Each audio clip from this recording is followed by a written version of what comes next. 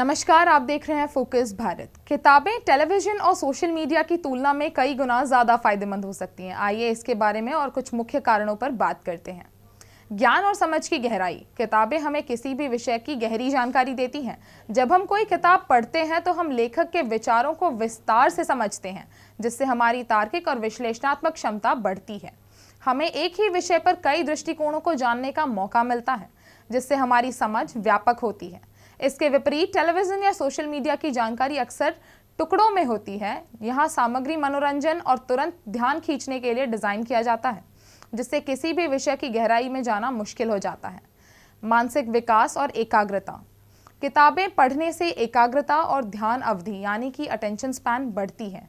हमें किसी भी एक चीज पर लंबे समय तक ध्यान केंद्रित करना होता है, जिससे हमारा मस्तिष्क प्रशिक्षित होता है। ये कल्पना शक्ति को भी बढ़ाता है, क्योंकि हमें कहानी या जानकारी को अपने दिमाग में बनाना पड़ता है। सोशल मीडिया और टेलीविजन में अक्सर तेजी से बदलते दृश्य और छोटी छोटी जानकारी होती है, जिससे हमारी एकाग्रता खंडित होती है।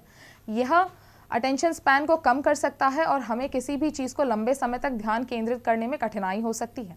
तनाव और चिंता की कमी। रिसर्च बताती है कि किताबें पढ़ने से स्ट्रेस और चिंता यानी कि एंग्जाइटी कम से कम 68% तक कम हो सकता है। यह दिमाग को शांत करता है और हमारी बाहरी दुनिया की चिंताओं को थोड़ी देर के लिए दूर कर देता है। सोने से पहले किताबें पढ़ना अच्छी नींद लाने के लिए सहायक होता है। दूसरी ओर सोशल मीडिया और अत्यधिक उपयोग तनाव, चिंता और डिप्रेशन का कारण बन सकता है। यहाँ अक्सर लोग अपनी परफेक्ट जिंदगी दिखाते हैं, जिससे दूसरों की तुलना में और हीन भावना आ सकती है। फेक न्यूज़ और साइबर बुलिंग की मानसिक स्वास्थ्य पर बहुत बुरा असर पड़ सकता है। रचनात्मकता और कल्पना शक्ति। किताबें हमारी रचनात्मकता और कल्पना शक्ति को बढ़ाती हैं। जब हम कोई कहानी पढ़ते हैं तो हमारा दिमाग खुद ब खुद पात्रों, दृश्यों और घटनाओं की कल्पना करने लगता है। ये हमारे सोचने के तरीके को समृद्ध करता है और नए विचारों को जन्म देता है। जब दूसरी ओर टेलीविजन और सोशल मीडिया की बात की जाए तो हमें बने बनाए दृश्य सामग्री दिखाते हैं, जिससे कल्पना करने की ज़रूरत ही नहीं पड़ती। ये हमारी रचनात्मकता को सीमित कर सकती है। भाषा कौशल और शब्दावली। किताबें अक्सर हमारी वोकैबुलरी को बढ़ाती हैं और भाषा कौशल में सुधार हो सकता है। हमें नए शब्द और वाक्य सोचने सीखने का मौका मिलता है, जिससे हमारा संचार कौशल बेहतर होता है। सोशल मीडिया पर अक्सर संक्षेप में लिखी चीज़ें मिलती हैं, जो भाषा का सही उपयोग पर ध्यान नहीं देती।